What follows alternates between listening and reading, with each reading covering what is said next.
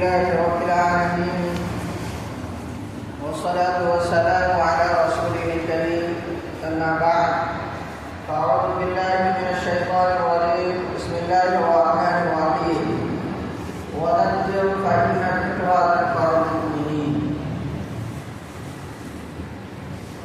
اللہ تبارک و تعالیٰ کا فضل اور احسان ہے کہ اللہ تبارک و تعالیٰ نے ہم سب کو ایمان کی دولت سے سرفراز فرمایا اور اللہ تبارک و تعالیٰ نے ہر جمعہ کی طرح اس جمعہ کی بھی نماز ادا کرنے کے لیے اس مسجد میں آنے کی توفیق عنایت فرمائی. اللہ تبارک و تعالیٰ نے انسان کو جب بنانے کا ارادہ فرمایا تو اللہ تبارک و تعالیٰ نے فرشتوں سے کہا وَإِذْ قَالَ رَبُّكَ لِلْمَلَائِكَةِ إِنِّي جَاعِلٌ فِي الْأَرْضِ خَلِيفَةً. اللہ تبارک و تعالیٰ نے چاہا کہ اس روئے زمین پر کوئی مخلوق ہو جو ہماری نیابت کا فریضہ انجام دے تو اللہ تبارک و تعالیٰ نے اس نیابت کے لیے حضرت انسان کو منتخب فرمایا. فرشتوں نے کہا قالوا أَتَجْعَلُ فِيهَا مَن يُفْسِدُ فِيهَا وَيَسْفِكُ الدِّمَاءَ. کیا آپ ایسی مخلوق کو بنانا چاہتے ہیں جو اس دنیا کے اندر جا کر کے فساد مچائے گی؟ اللہ تبارک و تعالیٰ نے کہا قال إِنِّي أَعْلَمُ مَا لَا تَعْلَمُونَ. میں وہ بات جانتا ہوں جو تم نہیں جانتے. تو اللہ تبارک و تعالیٰ نے اس دنیا کے اندر انسان کو بھیجا ہے. وہ محض اس لیے بھیجا ہے جو اللہ تبارک و تعالیٰ کی عبادت کرے. جیسا کہ ہم نے پچھلی جمعہ یہ آیت پڑھی تھی وَمَا خَلَقْتُ الْجِنَّ وَالْإِنسَ إِلَّا لِيَعْبُدُونَ کہ اللہ تبارک و تعالیٰ نے انسان اور جنات کو جو پیدا فرمایا ہے وہ صرف اپنی عبادت کے لیے پیدا فرمایا ہے. جب اس دنیا کے اندر انسان آیا ہے تو وہ اپنی مرضی سے نہیں آیا ہے بلکہ اللہ تبارک و تعالیٰ کی مرضی سے آیا ہے. اللہ تبارک و تعالیٰ نے جب اسے چاہا تو اس دنیا کے اندر بھیجا. وہ اپنی مرضی سے نہیں آیا ہے اس لیے کہ اگر انسان اپنی مرضی سے اس دنیا میں آتا تو وہ چاہتا کہ ہم نبی آخر الزمان صلی اللہ علیہ وسلم کے زمانے میں آتے. بلکہ اللہ تبارک و تعالیٰ نے اپنی مرضی سے نہیں بھیجا ہے بلکہ اپنی مرضی سے بھیجا ہے. تو ہمارا ایک ایک کام ایک ایک عمل ایک ایک چیز جو ہے اللہ تبارک و تعالیٰ کی مرضی سے ہونی چاہیے. جب ہم اپنا یہ جسم جب ہم یہ خوبصورتی جب ہم اپنا یہ کام حتیٰ کہ ہر چیز اپنی مرضی سے نہیں بنا سکتے ہیں بلکہ اپنی مرضی سے بدل بھی نہیں سکتے ہیں تو ہمارا یہ کام ایک ایک چیز سنت رسول اللہ صلی اللہ علیہ وسلم کے موافق ہونی چاہیے. اللہ کے بتائے ہوئے طریقے کے موافق ہونی چاہیے. رسول اللہ صلی اللہ علیہ وسلم کی سنت مبارکہ کے طریقے پر ہونی چاہیے. ہمارا اٹھنا ہمارا بیٹھنا ہمارا کھانا ہمارا پینا ہر چیز میں سنت رسول اللہ صلی اللہ علیہ وسلم کو درست ہونی چاہیے. تو جب اس دنیا کے اندر انسان آیا ہے تو وہ اچھا بھی کام کرتا ہے اور برا بھی کام کرتا ہے. انسان سے دونوں طرح کے انتقال ہوتے ہیں. اچھے کام بھی سرزد ہوتے ہیں اور برے کام بھی سرزد ہوتے ہیں. تو اللہ تبارک و تعالیٰ نے اس کی بھی رہنمائی فرمائی کہ اے میرے بندو اگر تم سے کوئی خطا ہو جائے کوئی لغزش ہو جائے کوئی ایسا کام ہو جائے جو رسول اللہ صلی اللہ علیہ وسلم کی سنت کے موافق نہ ہو اللہ کے بتائے ہوئے طریقے کے مطابق نہ ہو تو اس وقت کیا کرو؟ اللہ تبارک و تعالیٰ نے اس کے لیے ہمیں توبہ کا حکم دیا ہے. قرآن کریم میں اللہ تبارک و تعالیٰ نے ارشاد فرمایا یا ایھا الذین آمنوا اتقوا اللہ یا ایھا الذین آمنوا توبوا توبۃ نصوحا. اے ایمان والو سچی پکی توبہ کرو. یہ توبہ کا مطلب کیا ہے؟ توبہ کا مطلب یہ ہے کہ اگر کوئی انسان سے کوئی کام خلاف شریعت ہو جائے ایسا کام ہو جائے جسے اللہ تبارک و تعالیٰ نے منع فرمایا ہے رسول اللہ صلی اللہ علیہ وسلم نے منع فرمایا ہے تو ہم کو اس وقت توبہ کرنی چاہیے. اللہ تبارک و تعالیٰ کی بارگاہ میں ہاتھ پھیلانی چاہیے اور یہ کہنی چاہیے اور یہ دعا کرنی چاہیے اے پروردگار تیرے حکم کو ہم نے توڑا ہے تیرے حکم کو ہم نے چھوڑا ہے تیرے نبی کی بتائی ہوئی شریعت پر نہیں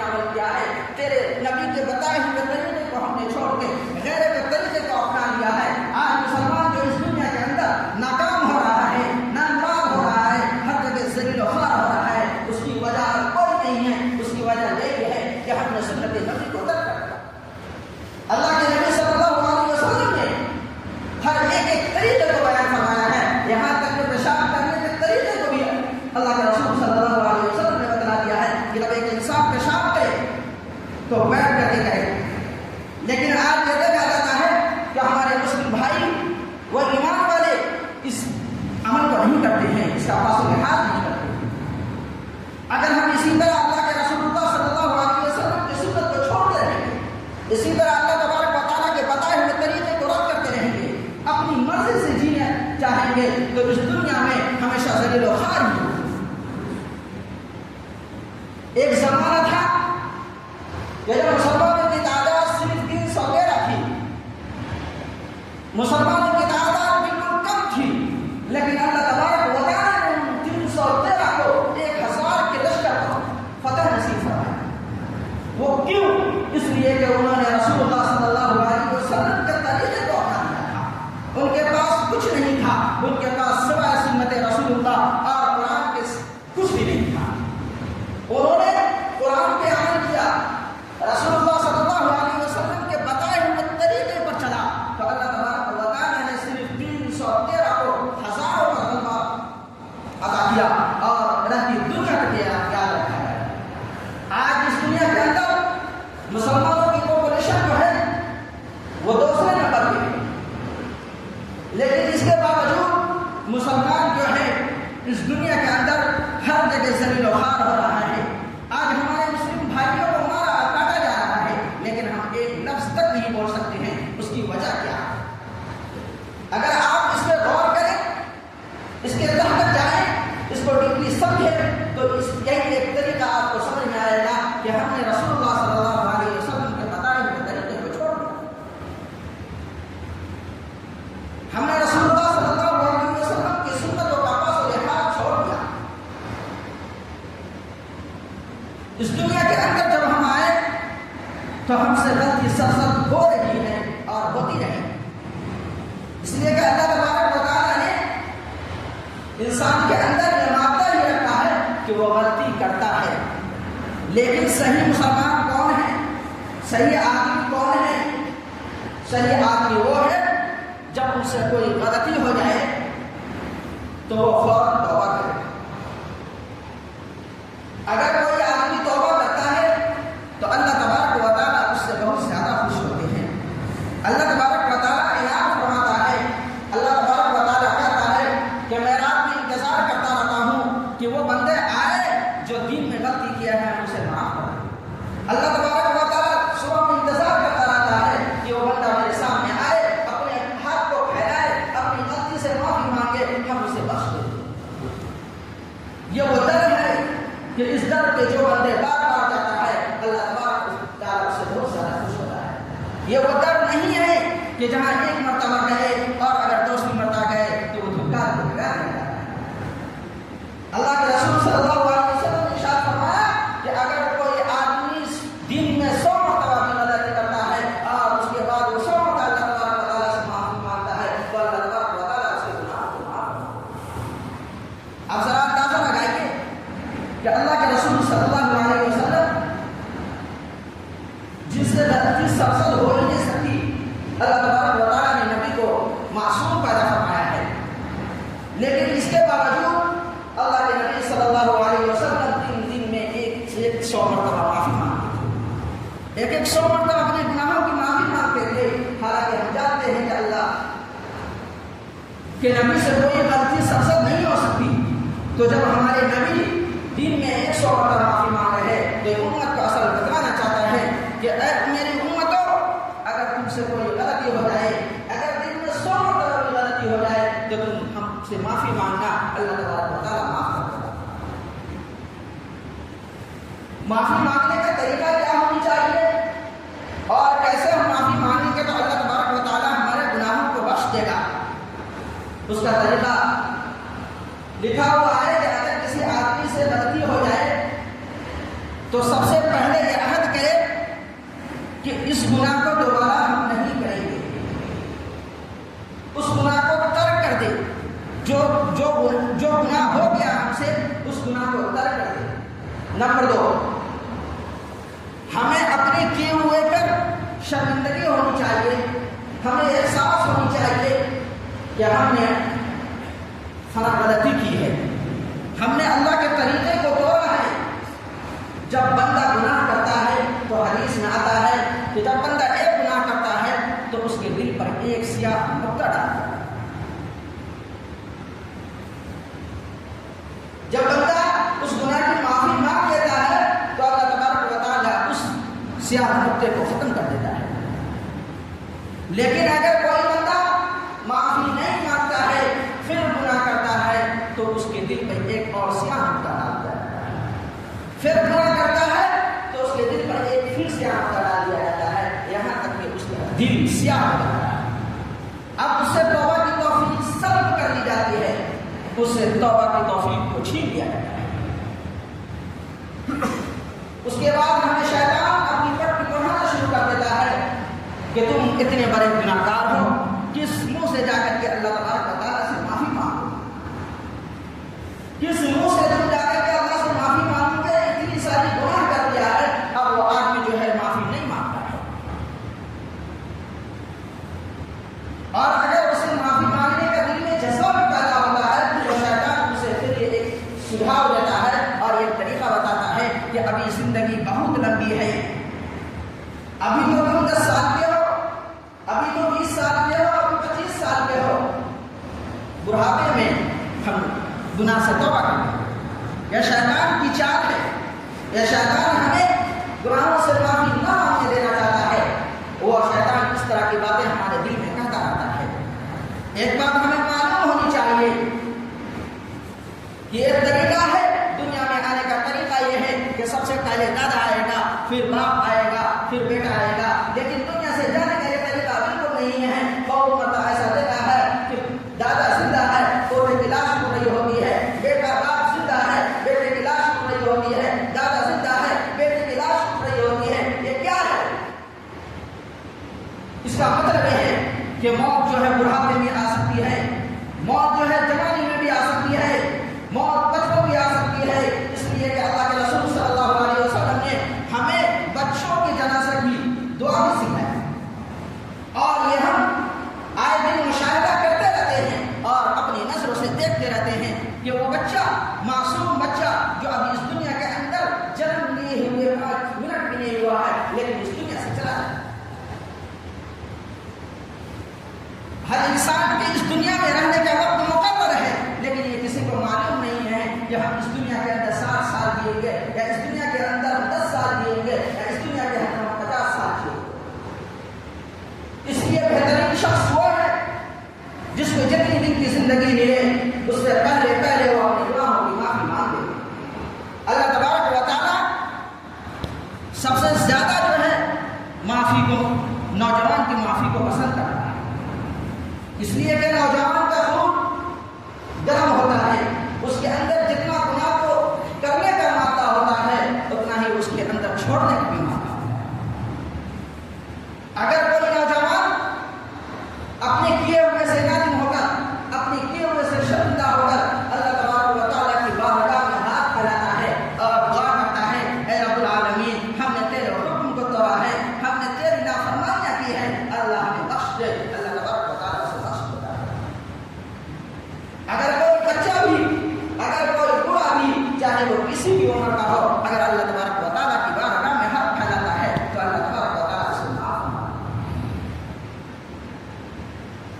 تو سب سے پہلا طریقہ یہ ہے کہ ہم اس گناہ کو چھوڑ دیں جس گناہ کو ہم کر رہے ہیں۔ نمبر 2، اس گناہ میں ہم شرمندہ ہو کہ اے اللہ ہم نے تیرے حکم کی نافرمانی کی ہے۔ تیسرا عمل یہ ہے کہ اب اس کو نہ کرنے کا عہد کریں، اب یہ عہد کریں کہ اب آئندہ میں اس گناہ کو نہیں کروں گا۔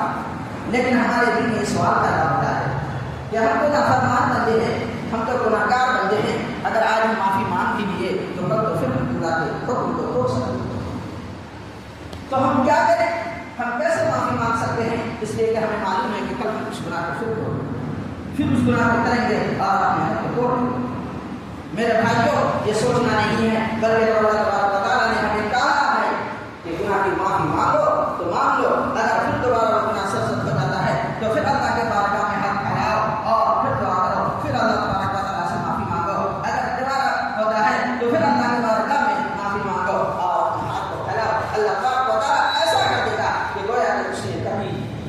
گناہ کیا ہی نہیں ہے، اس کے گناہ کو اللہ تبارک و تعالیٰ بالکل ختم کر دے گا۔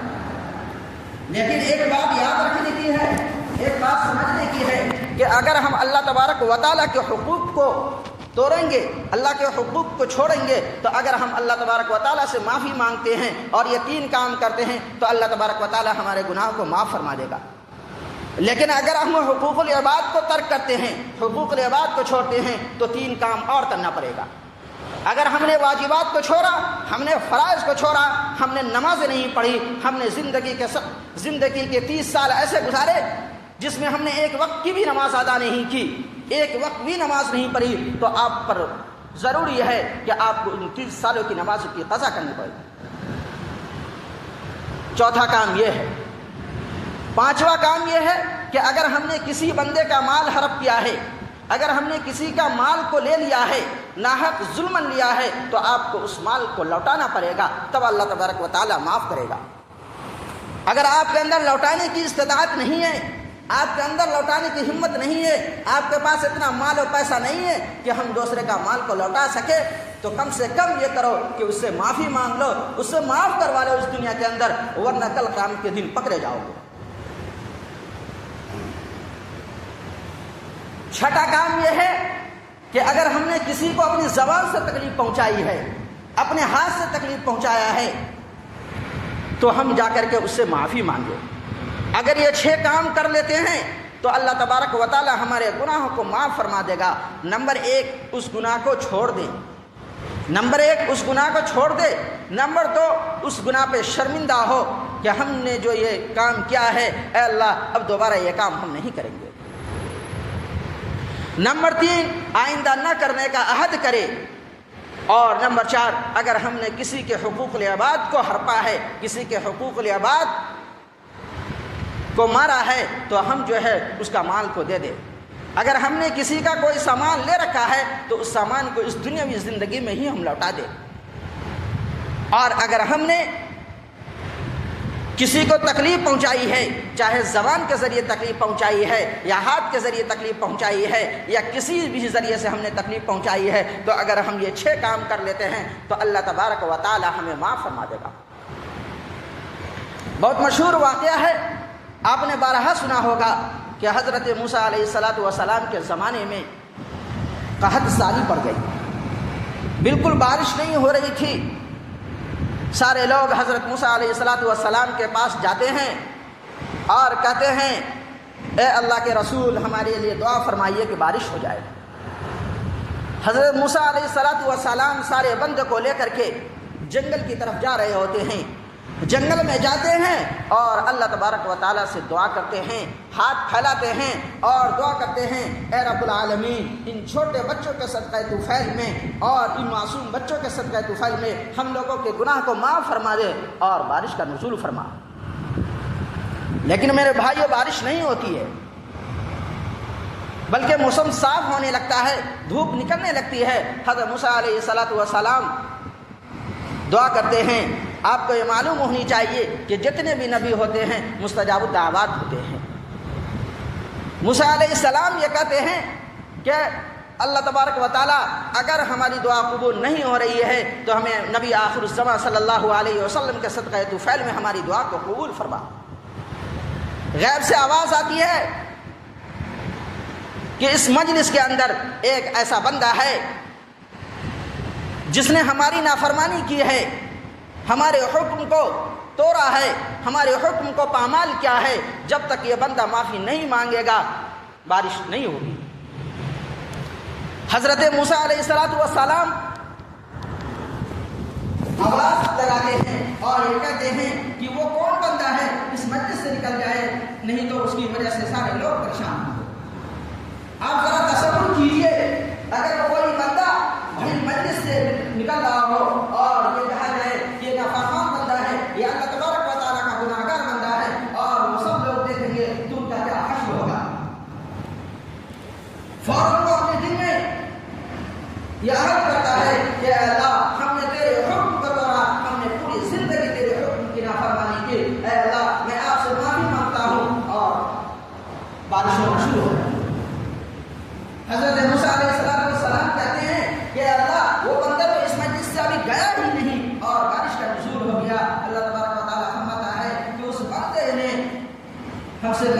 کی ہے اور اب ہم اس بندے کے سب میں بارش کریں. تو آپ ذرا سوچیے کہ جس کے بارے میں اللہ تبارک و تعالیٰ نے کہہ دیا کہ اس مجلس سے جب تک وہ نکلے گا نہیں وہ تک بارش کا نزول نہیں ہوگا، لیکن وہ بندہ مجلس سے نکلا بھی نہیں کہ بارش شروع ہوگی. تو کیا آج اگر ہم اللہ کے بارگاہ میں ہاتھ پھیلائیں اور اپنے گناہوں کی معافی مانگے تو کیا